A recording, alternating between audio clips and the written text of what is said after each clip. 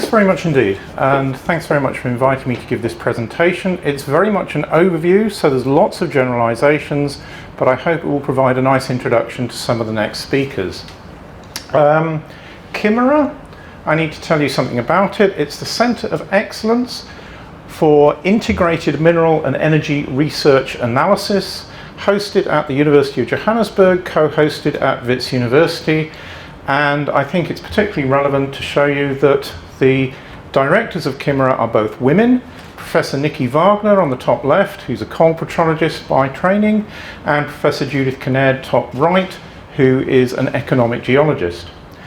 CIMERA currently supports research in 11 South African universities, 45 South African academic staff, and currently 35 PhDs, 41 MSc students, 2 research fellows, and since 2015 it's graduated quite a lot of students, and 10 postdoctoral fellows have been involved in research there. So it's a very significant critical mass of economic geologists, people working on economic mineral deposits in Southern Africa. It's got 8 main research themes, fairly diverse. Number 6 is the one that we're probably most interested in today, which includes critical metals, and I'm in fact the principal scientist for theme number 6. So what are critical raw materials, green electronics, strategic metals, minerals, etc.? This is a slide I've used several times before, but I think it's particularly important. The serious answer is that critical metals are metals whose availability is essential for high-tech, green and defence applications, but vulnerable to politically or economically driven fluctuations in supply. There is nothing new in critical metals or strategic materials. There's a cynical answer which says that by calling something critical, you can essentially raise funds for research, NGOs or companies if you want to sort of make money out of your particular project. Certainly since about 2010, the proliferation in academic work on critical raw materials is quite incredible and has resulted in at least 2 new books on the subject. Critical Metals Handbook from a combination of BGS and the USGS. It's highly likely that the Romans invaded the UK to obtain tin at about 55 BC. In the Second World War, tungsten, a critical or strategic material, was produced principally from Panasquaria in Portugal and sold to both sides in the conflict. The oil crisis in the 1970s led the USGS in 1983 to do a worldwide assessment and start making stockpiles of particular commodities. But today, the most prominent use and discussion of critical raw materials is for the conversion to a low carbon economy. That is what is driving a lot of the new manufacturing, a lot of the exploitation of previously known deposits, and the concentration of exploration into various commodities. So renewable energy resources and the change from internal combustion engines to either electronic vehicles or fuel cell powered vehicles, like the Tesla, which is an EV. And you can see on the bottom left various sort of renewable energy systems. The graph that started it all was really done in 2010, when the EU identified 14 critical materials out of 41 based on their economic importance along the x-axis and supply risk along the y-axis. What I want to show you in the next few slides is that definitions of a critical material change, and those things that are critical in one jurisdiction will change compared to another. So in 2011, the BGS risk list of critical materials looks like the table on the left. PGE is very close to the top, antimony close to the top. The 2015 equivalent, PGEs have gone quite a way down. But the other thing to note is that a lot of them are produced principally by China. The major resources for a lot of the so-called critical materials are produced in China. That's more based on a sort of European supply risk. Obviously, I suspect that China would have a totally different list. 2013, the EU produces another list, 14 critical 20 were identified out of 54, so that's an increase of 6. It's worthwhile noting that at that point, lithium was not critical for the EU, whereas obviously today we're thinking of lithium-ion batteries for electronic vehicles, and lithium experienced an exploration boom and a price spike within the last couple of years. There's an interesting quote at the bottom of the slide, which I'll read in full. The world contains the energy and mineral resources needed to sustain 10.5 billion, that's the level of the world population expected to reach in 2100, at a European standard of living for hundreds of centuries. That's by a guy called Larry Catless, but most of it is actually in the oceans. We don't have a shortage of commodities, we just have the economics of getting them out and the economics of getting them concentrated as well. That's the 2017 list from the EU, 9 more than the 2014 list. Soon everything is obviously going to be critical. Sorry, that's a cynic alert. Lithium's still not regarded as critical by the EU, even in 2017. A couple of pictures, which I think I'm pleased to say is from the Department of Mineral Resources in South Africa. In terms of metals and minerals in a car, we can see the variability of things that are used there. We're probably all aware of the metals and minerals in a smartphone, the diversity that are there: copper, silver, gold, palladium, platinum, rare earths, indium, titanium dioxide, indium tin oxide. That's used, indium tin oxide, on every smartphone, every touch screen in a computer, and is one of the reasons why tin is quite exciting at the moment. And there's just a series of pictures where we can see some of the commodities and some of the aspects. So lithium in car batteries, germanium in infrared lighting and detection, tellurium in photovoltaic cells, rhenium in turbine blades, PGEs in fuel cells, antimony in fire-resistant fabrics, indium in indium tin oxides, and antimony also in PET bottles, polyethylene terephthalate, I think.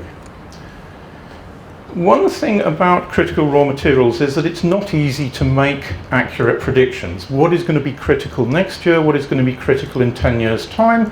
And I like to reflect on the 1943 quote, which is, I think there is a world market for maybe 5 computers, from the head of IBM at the time. But given that it is the year of the periodic table, you can see highlighted in orange all the elements that we use in an average computer. So which critical raw materials can Africa potentially supply? This is something I did in 2010. It hasn't been updated, but it's still sort of pretty valid. One thing that we need to be aware of is that many critical raw materials do not occur in sufficient concentrations on their own in focused deposits to form a deposit specific to that critical raw material. There is no such thing as a tellurium deposit. There is no such thing now as a germanium or gallium deposit. We have to extract them as accessory commodities from other deposits in the main. So in green we have cobalt, lithium, graphite, all associated with lithium-ion batteries.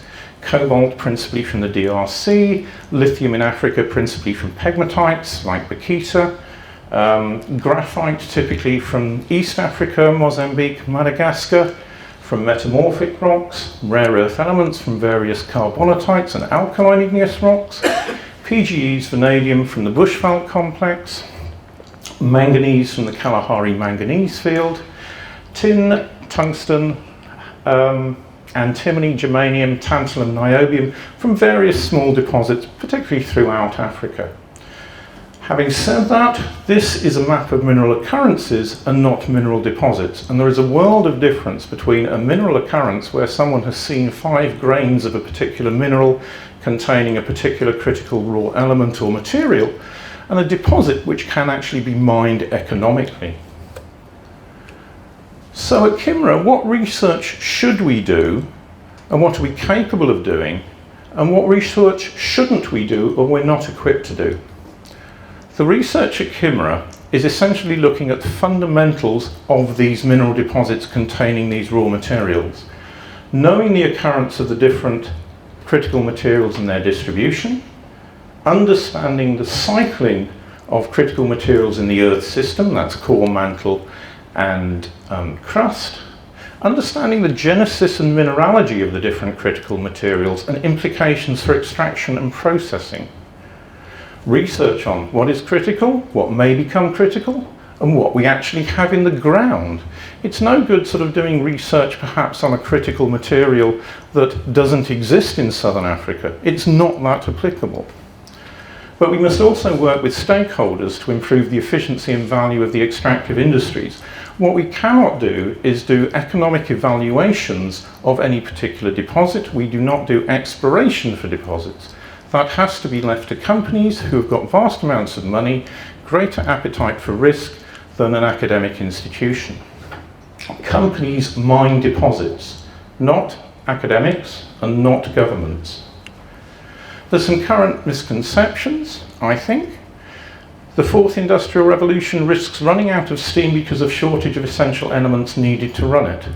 I don't agree with that. In the last 3 years during the lithium boom, we added 4 million tons of lithium to resource inventories within Africa on its own. Essentially, I would say that critical raw materials are relatively abundant. It's just actually defining them as resources, which is something that's not been done. The fourth industrial revolution will reduce mining activity. No, it won't. We need more mining to produce the equipment needed for the fourth industrial revolution, and particularly the infrastructure required by the fourth industrial revolution. There are shortages of minerals required to provide elements for 21st century civilized life. Again, that sort of really comes into the first point as well. This, I'm not sure how well you can see it, but essentially it's some work done by some French workers, and we have top left concrete, top right steel, bottom left aluminium, and then bottom right I think is copper. And along the x-axis on the left-hand side we have the traditional sources of energy, and as we go over to the right we have the renewable energy sources. And essentially what you can see in every graph is that we need more commodities for the renewable energy resources to generate electricity, at least in the short and medium term, until the renewable energy systems are in place. So that's the sort of background to critical raw materials. So I told you something about CIMERA. Some aspects of research that are ongoing at CIMERA, looking at rare earth elements and their occurrence in coals and coal ash, that's happening in South Africa, their association in carbonatites and alkaline rocks in South Africa, Namibia, PGEs in the Bushveld complex. Dave Reed is going to tell us much more about PGEs after this talk, but CIMERA has a research fellow, Marina Yudovskaya, who starts in about a couple of weeks' time, who will spend 2 years just looking at PGEs in the Bushveld complex. Germanium, we're looking at Tsumeb and Kipushi in Namibia and the DRC. Antimony, the world's largest antimony deposit outside of China is in South Africa, currently called Stibia Mopani, but it used to be called Consolidated Murchison. Pegmatites in the pegmatite belt of the Northern Cape, the Orange River pegmatite belt, and those found in Namibia potentially have a wide variety of commodities which can be exploited, and there's quite a lot of research going on there, including Zimbabwean lithium and tin pegmatites. Vanadium, again, the world's largest repository of vanadium is essentially in Bushveld complex magnetite layers.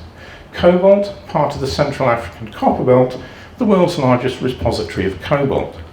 Graphite, abundant deposits in the East African origin, and there is work going on some of the Mozambique deposits. Manganese, the Kalahari manganese field is the largest onshore crustal resource of manganese on the planet. But one thing to make the point of is they're critical raw materials somewhat defined by America, Europe, Japan and China. They are what the industries in those countries need to survive for the future. What is important from an African perspective or a South African perspective? What about the defining critical raw materials with respect to Africa that we need to develop, particularly for things like infrastructure? Water will always be critical in Africa. Energy resources, uranium, maybe that's critical. Coal, gas, bulk construction material for infrastructure development, bauxite, which is aluminium ore, cement, iron, steel and wood, and minerals for agriculture, phosphates and potash. We can think of critical raw materials as something that we produce for other countries or something that we produce to beneficiate and make products of in this country, but it's also important to think about what critical raw materials we need to actually develop ourselves. And it's also not just about critical raw materials. Electronic vehicles use 4 times as much copper as an internal combustion engine powered vehicle. And this is just a paper and a map of recent discoveries in the DRC copper belt, the world's largest undeveloped high-grade copper discovery, with a total of 1,387 million tonnes at about 2.5% copper. EVs versus the fuel cell. Electronic vehicles with some kind of battery in them are one aspect of reducing the internal combustion engine usage, and so are fuel cells, which essentially use PGEs as a catalyst to produce hydrogen. Unfortunately, at the moment, there's only 3 fuel cell cars in production that you can actually buy, and 23 electronic vehicle types. The ones in red are produced in China. These are just some nice pictures of rocks because I'm a geologist, so I need to show you some pictures of pegmatites in Zimbabwe and Namibia, which contain lithium, and they're being looked at again and potentially being mined for lithium. But it's interesting that in some of the recent literature, Africa is incredibly underrepresented. If you look at the bottom right map of Africa, there's 1 lithium deposit. Now there are at least 7 lithium deposits with JORC, CIMERA, NI 43101 compliant resources, which have increased the known amount of lithium in Africa. We also get a bit hung up on critical metals at the moment, whereas in fact what is going to be the next generation of batteries that are going to be manufactured? And that is a very, very difficult thing to predict. And to some extent it's out of any geologist's hands because it's going to be developed and controlled by whoever the manufacturers are and where they can get their raw materials from and what's economic. This is the newly discovered hard rock resources of lithium in Africa, 3 million tonnes of lithium in sort of 2017 to 2018. One of the consequences for South Africa with respect to EVs or fuel cells is potentially the decline of the platinum industry. If we all go to EVs, we're going to use lots and lots more lithium, cobalt and graphite, and perhaps not so much PGEs in catalytic converters of internal combustion engines, and perhaps not too much platinum, palladium, etc. in fuel cells. But it's nice to show you this picture from the Orkneys in the north of Scotland, where they are energy positive and they produce more energy from renewables, in particularly wind and wave, than they can actually use in the population in the Orkneys. And so they use the surplus energy to manufacture hydrogen, which then essentially is a stored form of energy. And all the vehicles, the municipal vehicles on the Orkneys, are actually powered by fuel cells. So it doesn't have to be an either or choice, it's a what works in the best combination. And obviously as a country with a vast amount of PGE resources, it would make sense for fuel cells to be a major component of South African transport. And to some extent, which of these is more important, the fourth industrial revolution or a carbon-free or low-carbon economy? Difficult to say, it probably depends on your perspective of climate change. This is another sort of success story. Weiss, the world's largest hard rock tin mine at the world's lowest grade of about 0.3% tin, has recently opened up again in Namibia. and producing tin as a critical raw material, and possibly also lithium. Autonomous vehicles, this is a nice one. July 2018, an autonomous train, the world's first fully autonomous long-distance heavy-haul rail network in the west of Australia. Is South Africa ready for autonomous trains? Are we all ready for autonomous vehicles? I had an interesting moment today. I used Uber for the first time in my life. It made me realise that perhaps I don't want a car if I can go everywhere by Uber. And isn't that going to make a difference to us all? BMW and Daimler are putting research into apps that will assist to mark the demise of traffic jams. If you can map out the traffic on an app and then transmit that to vehicles, and then get in your vehicle, be picked up by an autonomous vehicle and transported somewhere more rapidly than you would by normal, what's the point in having a car if you live in a city? In the UK and in France, by 2014, no more new internal combustion engines vehicles will be manufactured and on the streets. When will Cape Town stop having internal combustion engine vehicles on the streets? So research on future raw materials needs to be multidisciplinary. Geoscientists cannot predict what will become critical in 20 years' time. Melbourne University is developing a photovoltaic paint for roofs. So you just paint the roof, plug it in, and there's your electricity. What do we need solar panels for? And what we think of as critical raw materials for solar panels at the moment? What will be the next battery type? Will we still need lithium, cobalt, and graphite?